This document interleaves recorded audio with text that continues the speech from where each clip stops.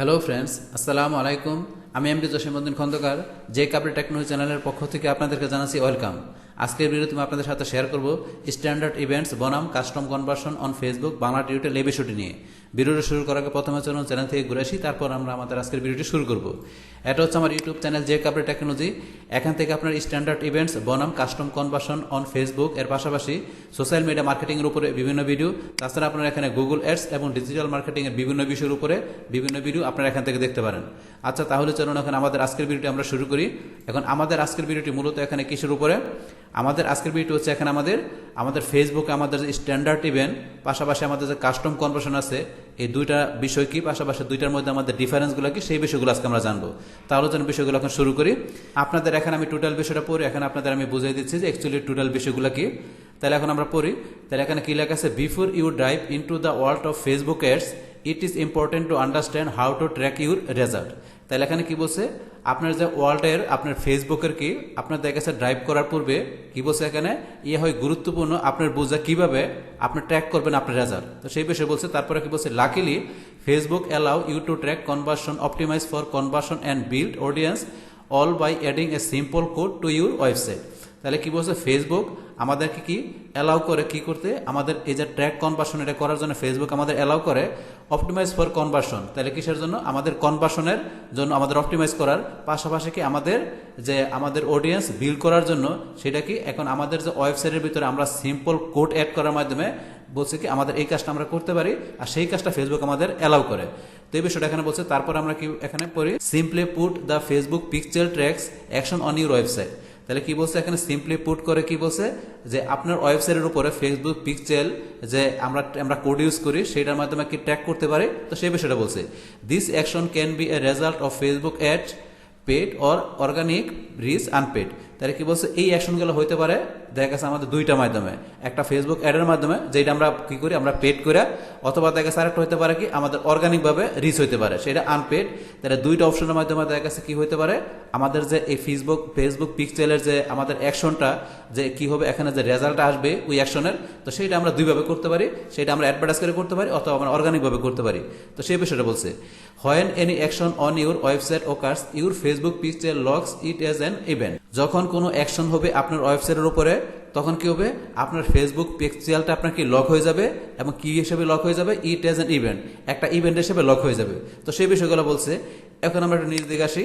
আসার পরে তখন এখানে কি বলছে? দেয়ার আর টু ক্যাটাগরিজ ফর ইভেন্ট। তাহলে আমাদের কি দুই ক্যাটাগরির ইভেন্ট আছে, সেটা বলছে স্ট্যান্ডার্ড অ্যান্ড কাস্টম কনভার্সন যেটা আছে এই দুইটা। তাহলে স্ট্যান্ডার্ড ইভেন্ট এবং কাস্টম কনভার্সন এই দুইটা বিষয় আমরা এখান থেকে তাহলে পড়ি এখন। তাহলে প্রথমে দেওয়া আছে স্ট্যান্ডার্ড ইভেন্ট, আমরা এটা ক্লিয়ার করি। তাহলে standard events enable you to track specific event, optimise for conversion and build audience. তাহলে এখানে কি বলছে? স্ট্যান্ডার্ড ইভেন্টটা ইনেবল দেখা গেছে কি বলছে আপনার স্পেসিফিক ইভেন্টের ট্র্যাক করার জন্য আপনাকে এটা ইনেবল হয়। অপটিমাইজ ফর কনভার্সন, আপনাকে কনভার্সন অপটিমাইজ করার জন্য এবং আপনার অডিয়েন্স তৈরি করার জন্য স্ট্যান্ডার্ড ইভেন্টটা কি ইনেবল হয়। আচ্ছা, তারপর এখানে স্ট্যান্ডার্ড ইভেন্টের মধ্যে যে বিষয়গুলো ইনক্লুড থাকে সেই বিষয়গুলো কি, যেমন আমাদের view content, search, add to cart, add to wishlist, initial checkout, add payment info, make purchase, lead, complete registration. তাহলে এই যে বিষয়গুলো আছে এগুলো হচ্ছে আমাদের কি স্ট্যান্ডার্ড ইভেন্টের মধ্যে আমাদের এই বিষয়গুলো ইনক্লুড থাকে। দেখা গেছে কি করে আমাদের কাস্টমাররা যা ভিজিটররা থাকে তারা আমাদের ওয়েবসাইটে ঢোকার পরে তারা সেখান থেকে কি করে আমাদের ওয়েবসাইটের বিভিন্ন যে প্রোডাক্ট বিভিন্ন পেজে, তাহলে বিভিন্ন দেখা গেছে আমাদের বাটনে ঢোকার পরে তারা কি করে এই ধরনের বিষয়গুলো করে। তো এই ধরনের বিষয়গুলো আমাদের স্ট্যান্ডার্ড ইভেন্টের মধ্যে ইনক্লুড থাকে।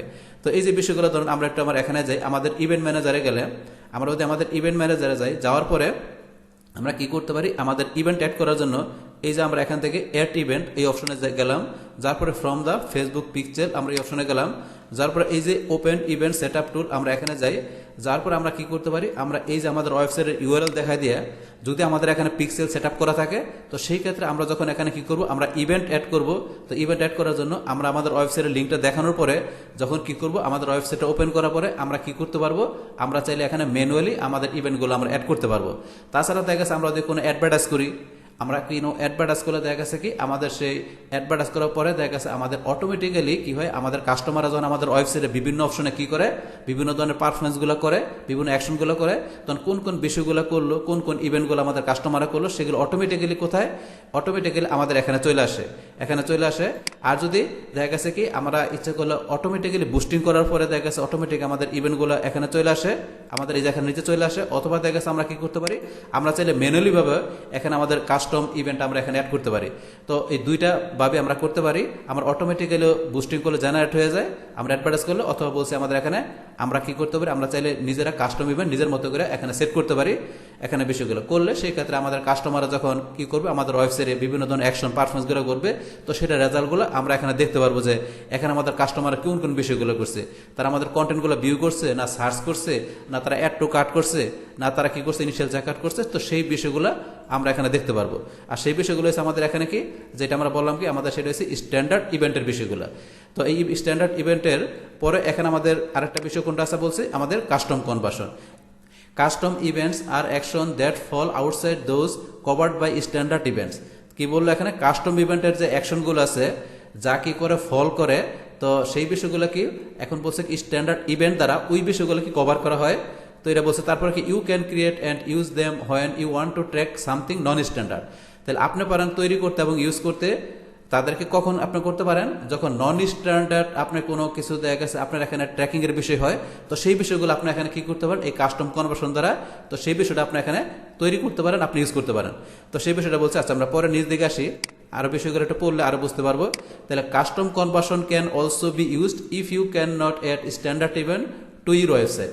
তাহলে কি বলছে, কাস্টম কনভার্সন পারে আরো কি পারে, ইউজ করতে পারে যদি আপনি পারেন না অ্যাড স্ট্যান্ডার্ড ইভেন্ট, যদি আপনি স্ট্যান্ডার্ড ইভেন্ট অ্যাড করতে না পারেন আপনার ওয়েবসাইটের ভিতরে, তো সেই ক্ষেত্রে আপনি কি করতে পারেন, আপনার কাস্টম কনভার্সনের বিষয়ে আপনি ইউজ করতে পারেন। তারপর এখানে কি বলছে, using custom conversion instead of standard events. তাহলে কি বলছে এখানে, কাস্টম কনভার্সন আমরা ইউজ করি কখন, আমরা স্ট্যান্ডার্ড ইভেন্টের পরিবর্তে আমরা ইচ্ছা করলে কি করতে পারি, আমাদের স্ট্যান্ডার্ড ইভেন্টের পরিবর্তে আমরা কি করতে পারি, আমরা কাস্টম কনভার্সন ইউজ করতে পারি, সেই বিষয়টা বলছে। আচ্ছা তারপর এখন এটা কিভাবে আমরা দেখা গেছে কাস্টম কনভার্সনের বিষয়টা এখানে তৈরি করতে পারি সেই বিষয়টা বলছে।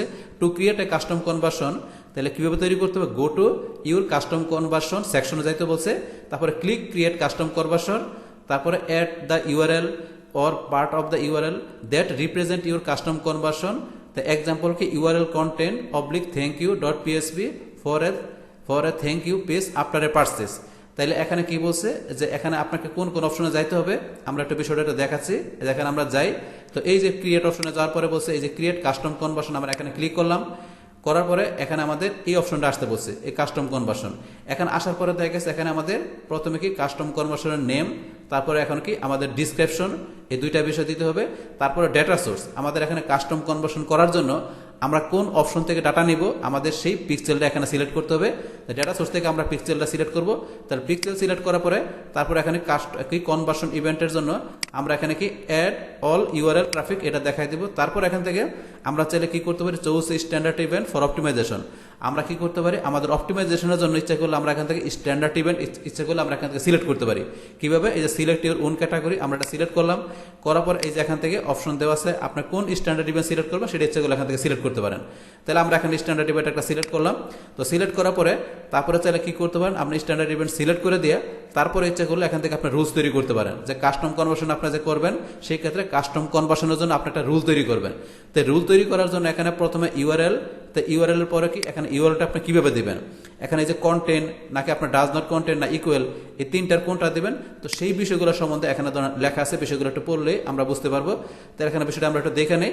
দেওয়ার পরে এখানে কি দিব, আমরা আমাদের ইউআরএল এর পরে আমরা একটা ইউআরএল দেব, ইউআরএল এর পরে আমরা কি এখানে একটা ইউআরএল এর সাথে একটা আমরা কিওয়ার্ড হিসেবে দিতে হবে। তো সেই বিষয়টা কিভাবে দিতে হবে সেটা আমরা এখান থেকে বিষয়টা একটু পয়রা জানবো। তারপরে এখানে কি দিতে হবে, আমাদের এন্টারে কনভার্সন ভ্যালু, তারপর আমরা কি দেব, আমাদের কনভার্সনের ভ্যালুটা আমরা এখানে দেব। তো সেই বিষয়গুলো ধরুন এখানে লেখা আছে।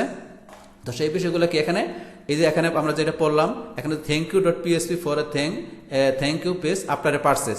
তাহলে কোনো কাস্টমার যখন কি করবে, আমাদের এখানে ওয়েবসাইটে ঢোকার পরে কোনো লিঙ্ক থেকে ঢুকে কি করবে, তারা কোনো প্রোডাক্ট পারচেস করবে, তো সে পারচেস করার পরে দেখা তাদের কাছে একটা থ্যাংক ইউ মেসেজ যাবে।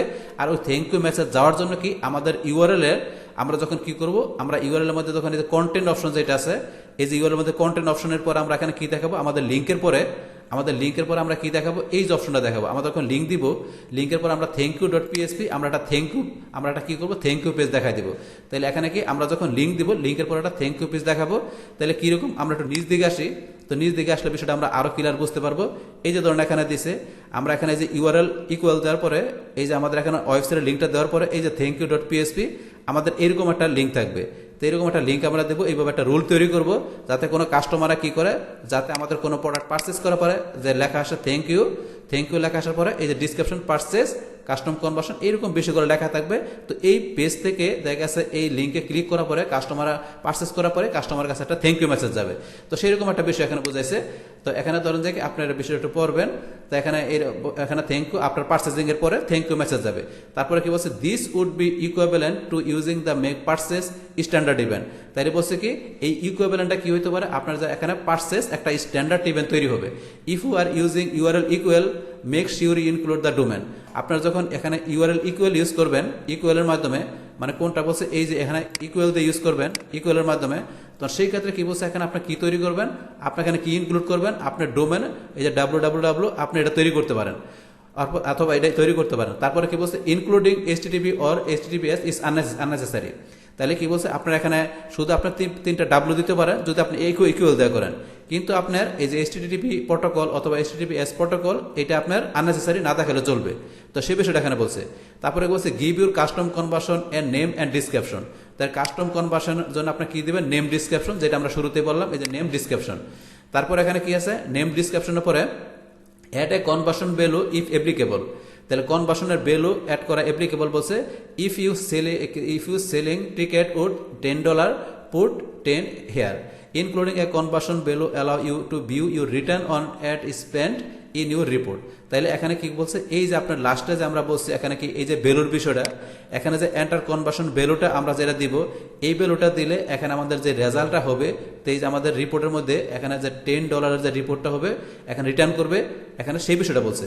তো এটা আপনার দেখানোর পরে লাস্টে আমরা কি করবো, এখানে ক্লিক ক্রিয়েট ডানে ক্লিক করলে আমাদের এখানে বিষয়টা কি হয়ে যাবে, কাস্টম কনভার্সনের বিষয়টা তৈরি হয়ে যাবে। তো এই বিষয়টা এখানে বলছে। তো এখানে বলার পরে এখানে ধরেন এই যে আবার একটা আমরা এখানে একটা আকারে দেখা ইমেজ আকারে, তাহলে এখানে কিভাবে কাজ করবে, এই যে ইউআরএল আমরা এখানে যে লিঙ্কটা দেওয়ার পরে এই যে থ্যাংক ইউ ডট পিএসপি এই লিঙ্কটা দিব। তারপর এখানে ক্যাটাগরি আমরা এখান থেকে স্ট্যান্ডার্ড ইভেন্ট বিষয়টা সিলেক্ট করতে পারি, যেটা আমরা এখান থেকে যে দেখলাম, এই যে এখান থেকে স্ট্যান্ডার্ড ইভেন্টের বিষয়টা করার পরে এখন আমাদের এখানে আমরা নিচ দিকে আসার পরে এখন আমাদের যে থ্যাংক ইউ, এখানে যে নেম ডিসক্রিপশন, আমরা কনভার্সন ভ্যালু, তো এই বিষয়গুলো ধরুন আপনার এখান থেকে একটা ছবি আকারে বিষয়টা দেখাই দিয়েছে, এইভাবে আপনারা বিষয়গুলো কিভাবে কাজ করে এই বিষয়টা। তারপর এখানে আমাদের তাইলে এখানে যে মেন পার্থক্যটা যেটা দাঁড়াইলো আমাদের এই দুইটার মধ্যে, তাহলে মেন পার্থক্যটা কি দাঁড়ালো আমরা একটু দেখি।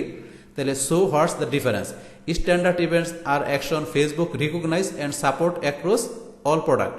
তাহলে স্ট্যান্ডার্ড ইভেন্টসরা কি করে, অ্যাকশন ফেসবুক রিকগনাইজ করে এবং সাপোর্ট করে কি প্রোডাক্টগুলো, এখানে কি অ্যাডের বিষয় বলছে। আচ্ছা, তারপরে কি বলছে, by adding the pixel code to your website you can use standard event to track your ads. তাহলে কি বলছে এখানে, আপনার এখানে যে পিক্সেল কোডটা আপনি অ্যাড করতে পারেন আপনার ওয়েবসাইটের ভিতরে, আপনি পারেন কি করতে, আপনি স্ট্যান্ডার্ড ইভেন্ট আপনি ইউজ করতে পারেন ট্যাগ করার জন্য আপনার অ্যাডের মধ্যে। তো সেই বিষয়টা বলছে এখানে। তারপরে হোয়ার এস কাস্টম ইভেন্ট আর URL base rules that are not embedded into the code of your website. তাহলে কি বলছে, আপনার যেখানে কাস্টম ইভেন্টটা কি আপনার ইউআরএল বেসের রুলস, যেটা ইমবেডেড কি, যেটা আপনার ইমবেডেড নাকি আপনার ওয়েবসাইটের কোডের ভিতরে। দেখা গেছে স্ট্যান্ডার্ড ইভেন্টের যে বিষয়টা এটা আমার ট্র্যাক করে কোডের মাধ্যমে, আর যে এখানে কাস্টমের ইভেন্টের যে বিষয়টা মানে কাস্টম কনভার্সনের বিষয়টা কি করে, এখানে ইউআরএল বেসের রুলস হিসেবে কাজ করে। তো সেই বিষয়টা এখানে বলছে। তারপর এখানে আমাদের এখানে যে আরো যে মেন পার্থক্যগুলো দুইটার ভিতরে, সেই পার্থক্যগুলো এখান থেকে একটু পড়লে আমরা বুঝতে পারবো ইজিলি। তাহলে যে স্ট্যান্ডার্ড ইভেন্ট আর কাস্টম কনভার্সন, এখানে দুইটা বিষয়ের পার্থক্য আলাদা হবে। এখানে একটা আকারে দেওয়া আছে, আমরা লিস্ট আকারে আমরা বিষয়টা একটু পড়ি। তাহলে created by adding to the Facebook pixel base code. তাহলে কি করে, এখানে আমরা যখন স্ট্যান্ডার্ড ইভেন্টের অপশনের মাধ্যমে কি করি, দেখা গেছে এখন ফেসবুক পিক্সেলে আমরা যে কোডের বিষয়টা করি সেটা কি করে, এখানে আমাদের কি একটা অ্যাডিং হিসেবে তৈরি হয়। তো সেই বিষয়টা এখানে ফেসবুক পিক্সেলে স্ট্যান্ডার্ড ইভেন্টে একটা কোড হিসেবে তৈরি হয়। আর কাস্টম কনভার্সনের ভিতরে নো এক্সট্রা কোড রিকোয়ার্ড, আমাদের কাস্টম কনভার্সনের জন্য কোনো এক্সট্রা কোডের প্রয়োজন নাই। Created in add manager using URL rules. তাহলে এটা কিভাবে কাজ করে, আমাদের অ্যাড ম্যানেজারের ভিতরে একটা ইউআরএল রুল হিসাবে ব্যবহৃত হয়। তো সেই বিষয়টা বলছে। কাস্টমাইজ উইথ প্যারামিটার, তাহলে এখানে কি করে, কাস্টমাইজ করে আপনার প্যারামিটারের সাথে কি কাস্টমাইজ করে স্ট্যান্ডার্ড ইভেন্ট। আর এখানে কি বলছে, কাস্টম কনভার্সনের মধ্যে কিভাবে করে, customise with granular URL rules. তাহলে এখানে কি করে কাস্টম কনভার্সনের মধ্যে ইউআরএল রুলস গ্রানুলারের সাথে কি করে কাস্টমাইজ করে, তাহলে দুইভাবে কাজ করে। তারপরে কি এগ্রিগেটেড রিপোর্টিং, স্ট্যান্ডার্ড ইভেন্টের মধ্যে কি এগ্রিগেটেড রিপোর্টিং এর বিষয় কাজ করে, আর এখানে কাস্টম কনভার্সনের মধ্যে কি সেপারেটেড রিপোর্টিং, আলাদা আলাদা রিপোর্টিং হিসেবে কাজ করে কাস্টম কনভার্সনে। তারপরে কি compatible with dynamic product ads, তাহলে এখানে স্ট্যান্ডার্ড ইভেন্টের মধ্যে কি হয় ডাইনামিক প্রোডাক্টের এডস এর বিষয়টা এখানে আমরা কি কম্পেটেবল করতে পারি, তো সেই বিষয়টা বলছে। আর এখানে নন কম্পেটেবল উইথ ডাইনামিক প্রোডাক্ট আছে, ডাইনামিক প্রোডাক্টসের অ্যাডের যে বিষয়টা এখানে কি নন কম্পেটেবল। তাহলে এখানে এই যে বিষয়গুলো আমরা এখানে পড়লাম, তো এখানে এই যে বিষয়গুলো এখানে হচ্ছে আমাদের মেন পার্থক্যগুলোর বিষয়টা আমরা এখান থেকে বুঝতে পারতেছি। তাছাড়া দেখা গেছে এখানে যে বিষয়গুলো আমি উপরে পড়লাম এখানে যে শুরু থেকে শেষ পর্যন্ত, তাহলে এখানে এইভাবে দেখা গেছে কি আমাদের স্ট্যান্ডার্ড ইভেন্ট যা পাশাপাশি এখানে আমাদের যে কাস্টম কনভার্সনের যে বিষয়টা এখান থেকে আমরা খুব ইজিলি ভাবে তাহলে দেখা গেছে কি আমাদের স্ট্যান্ডার্ড ইভেন্ট বনাম যে আমাদের কাস্টম কনভার্সন যে কাস্টম ইভেন্টের যে বিষয়গুলো আমরা এখান থেকে খুব ইজিলি বুঝতে পারলাম। তাহলে এখানে আমাদের মেন বিষয়টা কি দাঁড়ালো এখান থেকে যে স্ট্যান্ডার্ড ইভেন্টের ভিতরে আমাদের যে এই যে ইভেন্টগুলো আছে সেই ইভেন্টগুলো মূলত এখানে কোন কোন ইভেন্টগুলো কোন কোন বিষয়গুলো অ্যাকশনগুলো আমাদের ওয়েবসাইটে আমাদের পেজে আমাদের বাটনে কাস্টমাররা করে, তো সেই বিষয়গুলো দেখা গেছে এই যে বিষয়গুলো কাস্টমাররা করলে এগুলো স্ট্যান্ডার্ড ইভেন্ট। আর দেখা গেছে কি করি আমরা এখানে যেটা বললাম কাস্টম কনভার্সন, সেটা মূলত কাজ করে কি হিসেবে এখানে কোনো ইউআরএল এর আমরা কোনো রুলস তৈরি করে দিলে আমাদের সেই ইউআরএল এর দেখা গেছে যে বিষয় থেকে যে কাজটা হয়, তো সেই বিষয়টা মূলত দেখা গেছে আমাদের এখানে কাস্টম কনভার্সনের যে বিষয়টা সেই ইউআরএল থেকে আমরা রুল তৈরি করার পরে সেখান থেকে দেখা গেছে আমাদের এই যে থ্যাংক ইউ যে বিষয়গুলো, তারপর আমাদের কাস্টম যে এখানে কি আমাদের কনভার্সন ভ্যালুগুলা, তো এই বিষয়গুলো দেখা গেছে এখানে আমরা কাস্টম আমাদের যে কনভার্সনের বিষয়গুলো তৈরি করতে পারি। তো এই আমাদের এখানকার যে বিষয়গুলো যে আমাদের স্ট্যান্ডার্ড ইভেন্ট পাশাপাশি আমাদের যে কাস্টম কনভার্সনের যে মেন পার্থক্যটা যে দুইটা বিষয় কি, তো সেই বিষয়গুলো মূলত কি সেই বিষয়গুলো এখান থেকে আপনাদের আমি বিষয়গুলো বুঝাই দিলাম যে অ্যাকচুয়ালি দুইটার মধ্যে পার্থক্য কি, দুইটা বিষয় কি। তাহলে এই আমাদের এখানকার টোটাল বিষয়টা মূলত আমাদের আজকের ভিডিওর। ডিয়ার ফ্রেন্ডস, আমার আজকের এই স্ট্যান্ডার্ড ইভেন্টস বনাম custom conversion on Facebook Bangla tutorial এই ভিডিওটি যদি আপনাদের কাছে ভালো লেগে থাকে কিংবা এই ভিডিও থেকে আপনারা কিছু শিখে থাকেন বা উপকৃত হয়ে থাকেন, তাহলে আমার এই জেকে আপডেট টেকনোলজি চ্যানেলটি আপনারা সাবস্ক্রাইব করবেন, লাইক করবেন, কমেন্ট করবেন এবং সবার সাথে শেয়ার করবেন। Thanks everybody.